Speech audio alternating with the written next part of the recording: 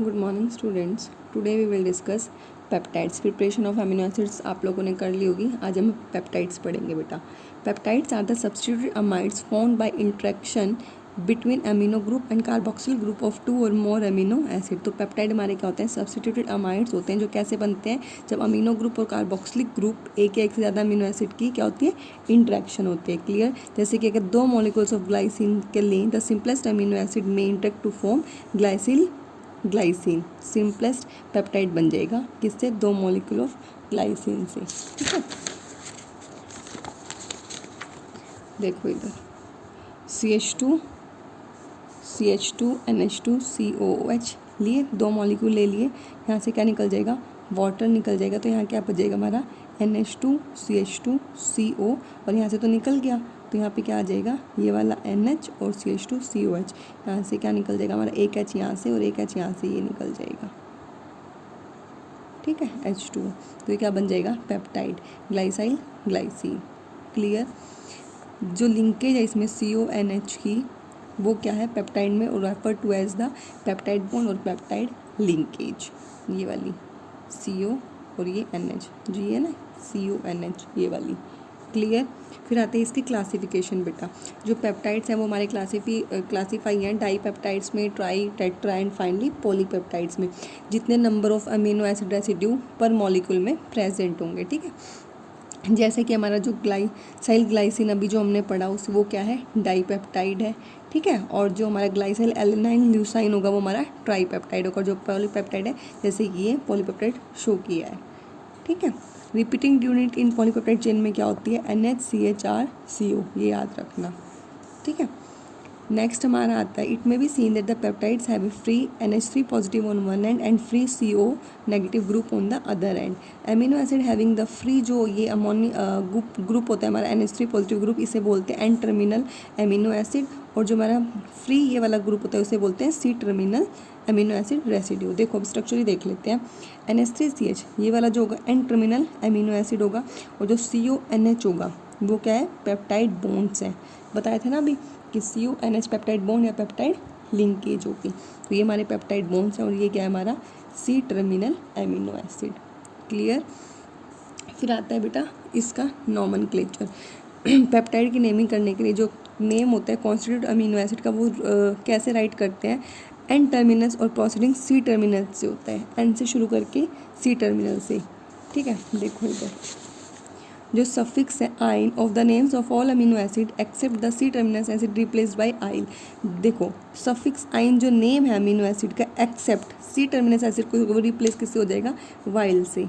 ठीक है, sometime the name of polypeptide abbreviated by using 3 letter abbreviations for constituent amino acid. जैसे कि ये देखो ग्लाइसिल एलेनाइन है, यहाँ पे क्या आ गया? ये ग्लाइसिल वेलाइल फिनाइल एलेनाइन। ठीक है, तो YL हो गया ना रिप्लेस्ड। अब देखो ज्योमेट्री ऑफ पेप्टाइड बॉन्ड, इसमें कुछ भी नहीं है। ये लुईस पॉलिंग ने बताया कि जो पेप्टाइड बॉन्ड होता है वो हमारा प्लानर नेचर में पाया जाता है, और जो 4 एटम्स होते हैं पेप्टाइड बॉन्ड के और 2 अल्फा कार्बन्स होते हैं वो सेम प्लेन में लाई करते हैं। ठीक है, हाइड्रोजन के साथ बेटा, NH के साथ। देखो इधर। ठीक है, और इनमें ये बताया कि इनकी ट्रांसपोजिशन होती है एक दूसरे के साथ। क्लियर? और जो कार्बन नाइट्रोजन बॉन्ड होता है वो हमारा कैसे पाया जाता है? 132 पिकोमीटर और 1.32 आर्मस्ट्रॉन्ग। ठीक है, और इसमें एक बात खास है, जो हमारा कार्बन नाइट्रोजन जो बॉन्ड होता है कार्बन नाइट्रोजन का, वो हमारा कैसा पाया जाता है? 50% डबल बॉन्ड करेक्टर पाया जाता है, जिसकी वजह से जो हमारा पेप्टाइड बॉन्ड है उसको हम रेजोनेंस हाइब्रिड कैसे करेंगे, शो कैसे करेंगे? ये ऐसे C डबल बॉन्ड O, ऐसे single bond and lone pair NH, और फिर लोन पेयर इधर जाएंगे, और ये वाला ऑक्सीजन तो ऑक्सीजन के ऊपर नेगेटिव चार्ज आ जाएगा, और C के बाद डबल बॉन्ड और N के ऊपर पॉजिटिव। तो ये लोग ये स्ट्रक्चर बेटा आप लोग कर लेना। क्लियर? फिर आता है synthesis of peptide from amino acid की। हम पेप्टाइड्स की सिंथेसिस कैसे करेंगे? एमिनो एसिड से। इसमें 2 सिंथेसिस पढ़ेंगे हम। ठीक है, अब ये क्या कहता है, इसमें फर्स्ट सिंथेसिस क्या आती है?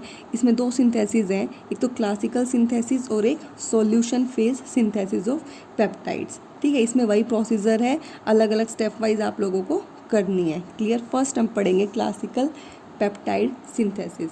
इसमें क्या होता है, ये इसेंशियल कंसिडरेशंस है बेटा, लाइन टू लाइन पढ़ा रही हूँ, आप लोग ऐसे ही पढ़ लेना और फिर उसकी स्टेप वाइज प्रिपरेशन कर लेना। Essential consideration involve in the formation of di, tri and higher peptides by the condensation of amino acid molecules and the experimental procedure followed are given below. The condensation reaction between two amino acid molecules to form peptide linkage is an endothermic reaction।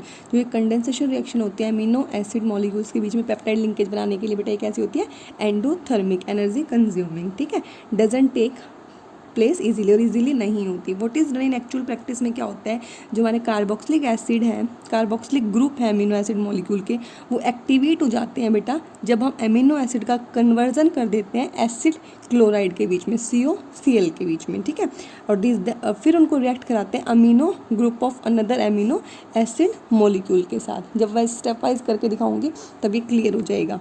इसमें एक another problem आती है, क्या जो presence है both acid group की और amino group की सेम मॉलिक्यूल के बीच में, ये एक प्रॉब्लम क्रिएट कर देती है। इस प्रॉब्लम को समझने के लिए हम सिंथेसिस करते हैं सिंपल डाईपेप्टाइड का, एलेनाइल ग्लाइसिन का। फर्स्ट हम देखते हैं, हम कार्बोक्सिलिक ग्रुप जो एलेनाइन का है बेटा उसे एक्टिवेट करते हैं, इसको किस में चेंज कराया था मैंने, एसिड क्लोराइड में, और फिर इसको रिएक्ट कराते हैं ग्लाइसिन में। क्लियर।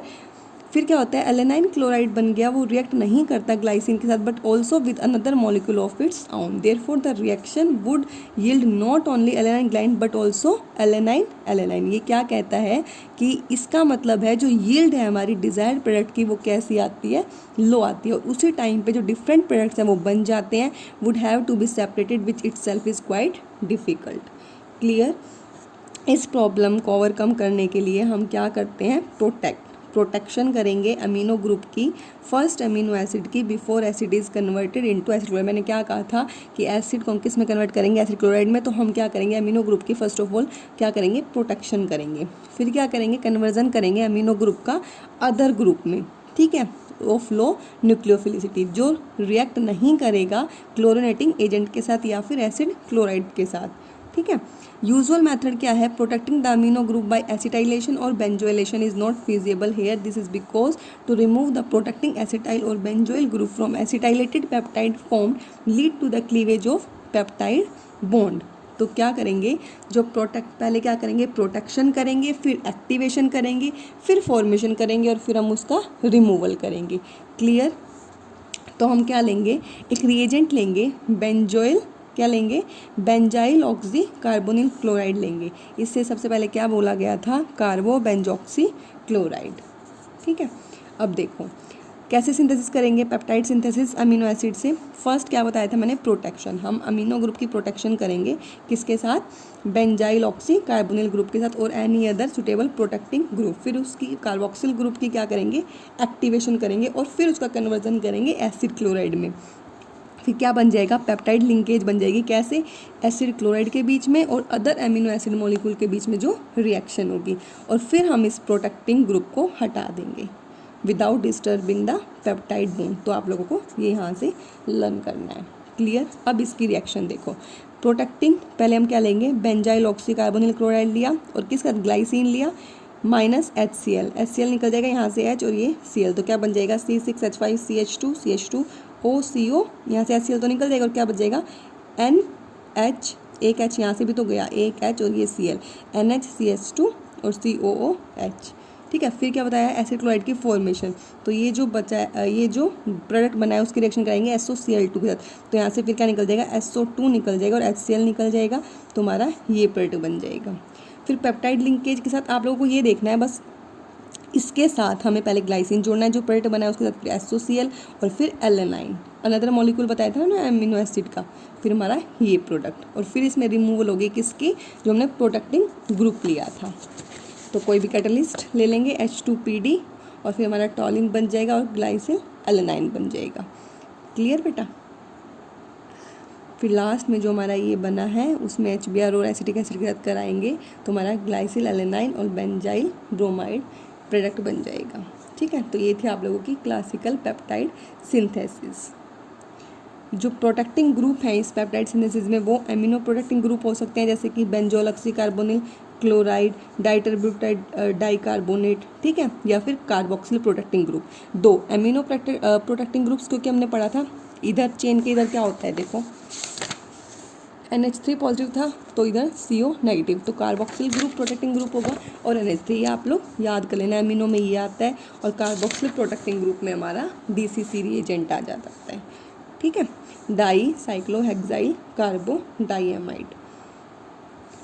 इसका ड्रॉबैक क्या होता है क्लासिकल पेप्टाइड सिंथेसिस का, जो क्लासिकल पेप्टाइड सिंथेसिस होती है वो स्टार्ट होती है 2 अमीनो एसिड मॉलिक्यूल को जोड़ के, और जब वो डाई पेप्टाइड बनाती है, ठीक है, जो 2 एक्सटेंशन होती है पेप्टाइड चेंज की, पेप्टाइड चेन की 1 amino acid at a time to form higher peptides. ये this method works well for small peptides, many peptide has been synthesized by this method but the synthesis, ये सिर्फ small peptides बनाने के लिए use करता है, but large peptide chain बनाने के लिए ये मेथड बहुत ज़्यादा डिफ़िकल्ट है और ज़्यादा नंबर ऑफ स्टेप्स चाहिए इसमें, प्रोटेक्शन एक्टिवेशन कंडेंसेशन ज़्यादा चाहिए। ठीक है, और हर एक को डी प्रोटेक्शन करना काफ़ी टफ हो जाता है। क्लियर, इसीलिए क्लासिकल मेथड एप्लीकेबल नहीं होता हाई पेप्टाइड सिंथेसिस के लिए। क्लियर, तो ये था आप लोगों का क्लासिकल पेप्टाइड सिंथेसिस, जिसमें हमने क्या किया, पहले हमने प्रोटेक्शन की, फिर एक्टिवेशन की, फिर फॉर्मेशन की और फिर रिमूवल की। क्लियर, नेक्स्ट और करा देती हूँ इसमें बस सॉलिड फेज सिंथेसिस बेटा, सॉलिड फेज पेप्टाइड सिंथेसिस। तो आज आप लोग ये 2 सिंथेसिस कर लेना। डिफ़िकल्टी जो आई है क्लासिकल पेप्टाइड सिंथेसिस में वो ओवरकम करने के लिए RB मैरीफील्ड ने क्या बताया, एक ब्रिलियंट मेथड बताया जिसका नाम था सॉलिड फेज पेप्टाइड सिंथेसिस। इसमें जो सिंथेसिस होता है वो कैसे होता है, at the surface of an insoluble solid, उसे बोला जाता है सॉलिड सपोर्ट। क्लियर, तो जो ये सॉलिड सपोर्ट होता है बेटा, ये क्या यूज़ होता है, used is a styrene polymer cross linked with about 2% of P divinyl benzene. ठीक है, और उसको फर्दर क्लोरोमिथाइलेटेड करते हैं कैसे में 5% benzene ring carry chloromethyl substituents लेते हैं। ठीक है, जो पॉलीमर है वो कैसा है, पोरस नेचर का है और सभी फॉर्म्स में यूज़ किया जा सकता है। ठीक है, and is use in the form of small bits into which various reagents and solvents can be easily penetrate, जिसमें सोलवेंट और रिएजेंट हमारे पेनिट्रेट इजीली कर सकें और प्रोसेस को आगे करें। इस मेथड का ग्रेट एडवांटेज क्या है, is that the access reagent and impurities by product form can be just washed away. जब भी हम कोई प्रोसीजर करते हैं या कुछ बनाते हैं तो उसमें काफ़ी इम्प्योरिटीज़ आ जाती हैं और रिएजेंट को हटाना मुश्किल हो जाता है, बट इस मेथड में वो इजीली वॉश्ड हो सकते हैं किसी भी सॉल्वेंट के साथ, और जो ग्रोइंग पेप्टाइड चेन है वो रिमेन रहेगी, बाउंड रहेगी पॉलीमर के साथ। ठीक है, तो ये प्रोसीजर कैसे होगा, हम इसमें एक एग्जाम्पल ले लेते हैं। क्लोरोमिथाइलेटेड पॉलीस्टाइरिन पॉलीमर का ये पॉलीमर है और अमीनो प्रोटेक्टिंग ग्रुप जो हमारा है वो क्या है, टर्शरी बिटॉक्सी कार्बोनाइल। ठीक है, which has been abbreviated as BOC। तो याद रखना, जो कार्बोक्सिल ग्रुप है वो प्रोटेक्टेड होगा फॉर्मेशन ऑफ बेंजाइल एस्टर से, और सॉलिड पॉलीमर हमने क्या लिया है, CH2Cl बेंजीन रिंग पे। तो स्टेप 1 में क्या करेंगे, जो एमिनो ग्रुप है फर्स्ट एमिनो एसिड का वो प्रोटेक्टेड होएगा BOC, और BOC क्या बताया था अभी, टर्शरी बिटॉक्सी कार्बोनाइल। ठीक है, और any other suitable protecting group. तो जो BOC प्रोटेक्ट करेगा हमारे एमिनो एसिड को अटैच्ड किससे है, पॉलीस्टाइरिन पॉलीमर से, by the formation of benzyl ester linkage. और रिएक्शन किसके बीच में होगी, कार्बोक्सिलेट पार्ट एसिड का और क्लोरोमिथाइल ग्रुप। तो आप लोग यहाँ से पढ़ लेना स्टेप 1 से और स्टेप 2 से। क्लियर, तो देखो एमिनो प्रोटेक्टेड अमीनो एसिड, फिर हमने एक पॉलीमर लिया, फिर बेस BOC टर्शरी बिटॉक्सी कार्बोनिल लिया, और ये हमारी एस्टर लिंकेज विद पॉलीमर के साथ आ गई। इस एस्टर लिंकेज के बाद जो एक्सेस रिएजेंट होगा उसे रिमूव करेंगे बाय वॉशिंग। तो जो एसिड जो है first amino acid is that which is to be the C terminal end of the peptide to be formed. तो सेकंड में क्या है, जो हमारा BOC है प्रोटेक्टिंग ग्रुप वो रिमूव्ड हो जाएगा जब हम इसका ट्रीटमेंट कराएंगे किसके साथ बेटा, ट्राईफ्लोरोएसिटिक एसिड CF3COOH के साथ। ठीक है, ये प्रोटेक्टिंग ग्रुप तो वॉश्ड हो जाएगा, बट हमारा जो पॉलीमर है, ठीक है, वो हमारा बाउंड, जो हमारी पेप्टाइड चेन है वो बाउंड रहेगी पॉलीमर के साथ। देखो, ठीक है, फिर हम क्या करेंगे, जो सेकंड प्रोटेक्टेड एमिनो एसिड जो BOC है वो ऐड करेंगे पॉलीमर बाउंड एमिनो एसिड के साथ कपलिंग रिएजेंट के साथ, और DCC। ठीक है, तो जो पेप्टाइड बॉन्ड फॉर्मेशन होगी वो इजीली हो जाएगी और एक्सेस रिएजेंट और बाय प्रोडक्ट हमारे रिमूव हो जाएंगे। तो इसमें भी स्टेप 3 देखो, पॉलीमर DCC लिया और फिर हमारी ये रिएक्शन सेम है बेटा, BOC NH CH, देखो ये सेम है, यहाँ से बस ये ऐड कर रहे हैं तो हमारे यहाँ से क्या निकल जाएगा, देखो यहाँ पे क्या जुड़ेगा, H2O निकल जाएगा और NH जुड़ जाएगा, बाकी सारा सेम। अब BOC प्रोटेक्टिंग ग्रुप रिमूव करेंगे वही फ्लोरो एसिटिक एसिड से, तो ट्राईफ्लोरो एसिटिक एसिड से, तो देखो सेम वैसे ही आएगा, यहाँ से क्या हट जाएगा BOC, तो यहाँ से NH2CHR। ठीक है, फिर स्टेप 5 में हमारी कंप्लीट जो पॉलीपेप्टाइड है वो रिमूव हो जाएगी पॉलीमर से विद एनहाइड्रेट हाइड्रोजन फ्लोराइड। तो ये हमारा फाइनल स्ट्रक्चर।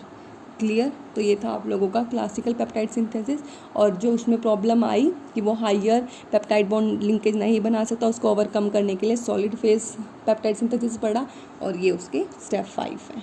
क्लियर। तो ये आप लोग पढ़ लेना बेटा। Thank you.